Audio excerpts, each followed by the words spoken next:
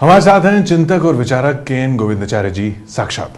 गोविंदाचार्य जी, अब आज भी बैठकें हो रही हैं, आरएसएस, बीजेपी, ये किस तरह की चुनावी खिचड़ी पक रही है? इस बार क्या चुनाव फिर राम मंदिर पे लड़ा जा सकता है?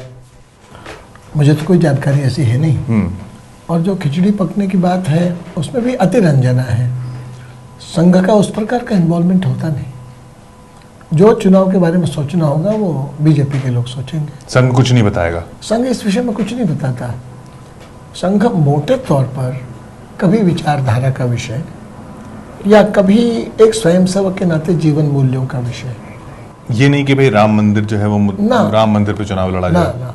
ये सब जो आप लोगों के मन में जो धारणा रहती है कि संघ परिवार के फंक्शनिंग के बारे में, उसमें ये अतिरंजना है। हर संगठन स्वयं पूर्ण स्वावलंबी हो, राष्ट्रीय विषयों के बारे में एक सहयोग की मुद्रा में रहे।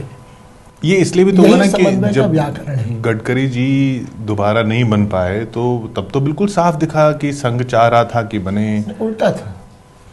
अगर संघ सच में कहूँ चाहता होता तो नितिन गडकरी संगठन का चुनाव करवाते, तो मालूम पड़ जाता कौन खड़ा होता और क्या होता हश्र किसका। इसलिए यह स्वयं इस बात का प्रमाण है, नितिन गडकरी अध्यक्ष नहीं रहे, उन्होंने खुद कहा कि मैं नहीं रहूंगा। यह संघ की उस विषय पर निर्लिप्तता का प्रमाण हुआ। आप कह रहे हैं कि कोई हस्तक्षेप ही नहीं था बिल्कुल इस बात में? इस विषय में कोई हस्तक्षेप नहीं था। और इस विषय में भी नहीं है कि प्रधानमंत्री पद के लिए दावेदार कौन हो? बीजेपी? इस विषय पर यह अंततः बीजेपी को तय करना पड़ेगा। बीजेपी के कुछ प्रमुख लोग अगर संघ के किसी से जाकर पूछेंगे इस विषय में आपकी कोई सलाह है क्या, तो ये भी कभी संभव है, हमेशा नहीं कि वो सलाह दें, लेकिन वो सलाह मान्य हो या ना हो, इसमें कोई गिला शिकवा नहीं होता। क्यों? क्योंकि संघ की अपनी मान्यता है। दो बात, एक to guide an organisation, one has to breathe the organisation, और दूसरा man at the spot is the best जज of the situation. Rajnath Singh ji BJP अध्यक्ष संघ की वजह से नहीं बने, संघ के समर्थन की वजह से नहीं बने ना। यहाँ पर ही समझना, देखिए इसके क्रम को भी देख लीजिए। नितिन जी तो बनेंगे सोच रहे थे, बाकी सब लोगों को लगा, या अडवाणी जी या किन्हीं को भी लगा रातों रात सब पलट गया। इनको नहीं बनना चाहिए, मान लो नहीं बनना चाहिए। बनने पर रेड होगी, 50 और बातें आएंगी, क्या क्या हम सफाई देते रहेंगे, भैया तुम मत रहो। तो वो कहता नहीं रहे तो कौन बने, आपस में तय कर लो। तो तय करने के लिए 3-4 लोग बैठे भी, फिर उन लोगों ने और लोग जो दिल्ली में नहीं थे उनसे परामर्श किया। सब में समझ में आया कि फलाने नितिन नहीं चाहिए, किसी को फलाने नहीं चाहिए, राजनाथ हो जाए तो चल जाए, किसी को फलाने चाहिए लेकिन वो नहीं हो पा रहे हो तो राजनाथ हो जाए। इस सीरीज में राजनाथ जी का नाम तय हुआ। यानी राजनाथ जी इसलिए अध्यक्ष बने क्योंकि उनके विरोध में ज्यादा लोग नहीं थे, कोई ना कोई, बाकी किसी न किसी में कोई ना कोई पेच फंस रहा था। या यूं कहिए कि सेकंड प्रेफरेंस वोट पर जीत गए। हर जब भी प्रेफरेंस की बात होती थी तो सेकंड प्रेफरेंस राजनाथ होते मोटे तौर पर सेकंड या थर्ड प्रेफरेंस होता था। तो फिर ऐसे अध्यक्ष से कैसे चुनाव जीतेंगे? अध्यक्ष की अब कार्य प्रणाली तो सामूहिकता की कार्य प्रणाली होगी, तो कार्य विभाजन भी करेंगे, आपस में समन्वय भी रखें। अब ये काम कितना बखूबी पूरे टीम के लोग करते हैं। इसलिए इस बार सफलता का जो मूल कारण अगर होगा सफल, तो टीम वर्क होगा। और टीम वर्क में आवश्यकता है अनामिकता और सांघिकता। इन नियमों का इन टीम के लोग कितना पालन करेंगे, मुझे पूरा भरोसा नहीं है। ये नरेंद्र मोदी को प्रधानमंत्री के रूप में आगे रखकर चुनाव जीत सकती है बीजेपी, ये हर वो शख्स कह रहा है जो कह रहा है कि मैं देश घूम के आया हूं, मुझे ये हर तरफ से रिस्पांस मिल रहा है।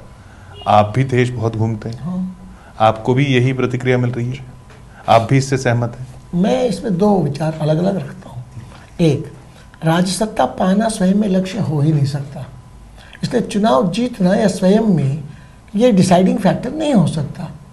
देश का संचालन, राजसत्ता का संचालन देश का, उसमें भी अंतिम आदमी के हक और हित का, ये मेरे मापदंड होंगे।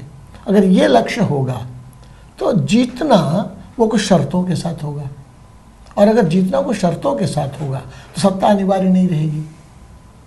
इसलिए मैं उस दिशा में बहुत दिमाग चलाता नहीं हूँ। और मैं व्यक्तिगत रूप से मानता हूँ भैया देश की स्थिति संकट में है, राजनीति संक्रमण की अवस्था में है, जटिल हालात हैं, नाजुक भी हैं। ऐसे समय में अधिक अनुभव के साथ संभल कर चलने वाले ऐसे नेतृवर्ग की टीम ज़रूरी है। और टीम का लीडर स्वाभाविक है कि वो सबसे सीनियर, जिसकी बात तो लोग सुने और माने। इस संदर्भ में मैं कहता हूँ किसी की निंदा आलोचना के तहत नहीं। जैसे उदाहरण के लिए मैं फिर बताता हूँ, आप मानिए ना मानिए, कोई चाहे ना चाहे, श्रीमती सोनिया गांधी या गांधी परिवार वो कांग्रेस में धुरी है, उनकी राजनीतिक चमक कम हो रही है, मान लो और कम हो गई, तो देश भर में अखिल भारतीय एक पृष्ठभूमि का जो राजनीतिक उपकरण है कमजोर होने से क्या देश की एकता, अखंडता, सुरक्षा इस पर नहीं होगा। लोकतंत्र में सत्ता पक्ष और विपक्ष दोनों होने चाहिए। तो आप कह रहे हैं कि इसलिए विपक्ष में भी इसी तरह की धुरी होनी चाहिए और उसका नेतृत्व एक ऐसे शख्स के हाथ में होना चाहिए जिसकी बात तो कम से कम लोग सुने, और उस मापदंड पर नरेंद्र मोदी नहीं बैठे। मैं ये नहीं कहता हूँ, देखिए वहां कांग्रेस की कार्यशैली बीजेपी चाह कर भी अपना नहीं सकती। बीजेपी की जो कार्य संस्कृति बननी है या बनी थी, वहां वैसी धुरी कोई नहीं बन पाएगा। टीम वर्क ही रहेगा। हर व्यक्ति क्या टीम वर्क के पैमाने पर नरेंद्र मोदी खरे नहीं उतरते? नहीं, मैं ये भी नहीं कहूंगा।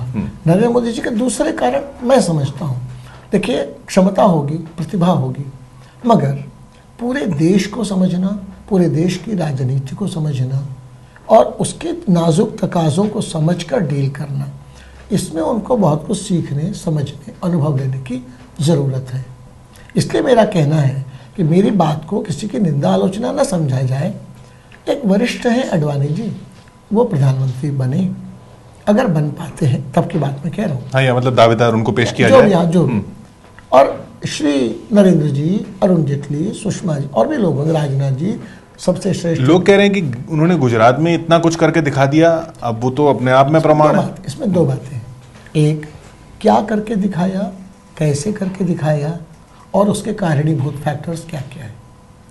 इसको भी अगर आप एनालाइज करेंगे तो बहुत जनरलाइज कर देने से, स्ट्रेट जैकेट अप्रोच से काम नहीं चलेगा। यानी गुजरात पहले कहा था, उसको कहां से कहां लेकर गए ये देखना है। इसको भी तय करना है, इतना ही नहीं। देखिए, न्यू इकोनॉमी जिसको लिबरलाइजेशन आप कहिएगा, उसमें कोस्टल बेल्ट हमेशा नेचुरल एडवांटेज में रहेगा। सबसे ज़्यादा मेरीटाइम ट्रेड का अनुभव देश में गुजरात का रहा है, 3000 साल का। ट्रेडिंग एक ट्रेट में है। ऐसी स्थिति में नेचुरल एडवांटेज और मैन्युफैक्चरिंग सेक्टर वहाँ अगर बढ़ा है क्योंकि वो कोस्टल लोकेशन है, ये सब इनर लैंड्स हमेशा डिसएडवांटेज में रहेंगे। ये फैक्टर्स आप ले लें तो उस एडवांटेज को उन्होंने भुनाया ज़्यादा नहीं। एक उन्होंने उसका उपयोग हुआ, भुनाया नहीं मैं नहीं कहूँगा। उनका मेन अगर फोर्टे मैं मानूं तो वहाँ की स्थिति में एडमिनिस्ट्रेशन को ठीक ढंग से हाँकना, ये उनकी फितरत है। इसका लाभ हुआ। ये फितरत केंद्र में जरूरत नहीं है। एग्जैक्टली। अब इतना ही केवल होगा तो जरूरी नहीं। जब केंद्र की बात आएगी तो इतनी विविधता है, इतनी जटिलता है, इतने अंतर संघर्ष हैं। जैसे आज ही तमिलनाडु और कर्नाटक का आप देखिएगा, जल का ही विवाद, ऐसे 50 बातें हैं। इन सब के बारे में मेरा सोचना है अनुभव लेने की ज़रूरत है। इन एक्सपीरियंस से टैकलिंग में फास्ट टैकलिंग होगी, एडहॉक टैकलिंग होगी, रॉन्ग जजमेंट्स होंगे, उसका नुकसान होगा। और जो दूसरा सवाल उन पे बार बार पूछा जाता है कि उनकी छवि एक बड़े वर्ग को स्वीकार्य नहीं है, वो क्या अपने आप में रोड़ा है?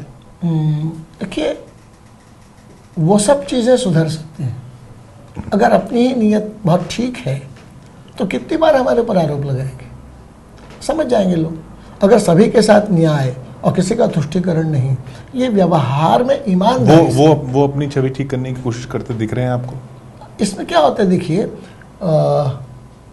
छवि, सिग्नल्स, मैसेजेस, इमेजेस, इससे केवल नहीं होंगे, उसके लिए एक टाइम फैक्टर भी लगेगा।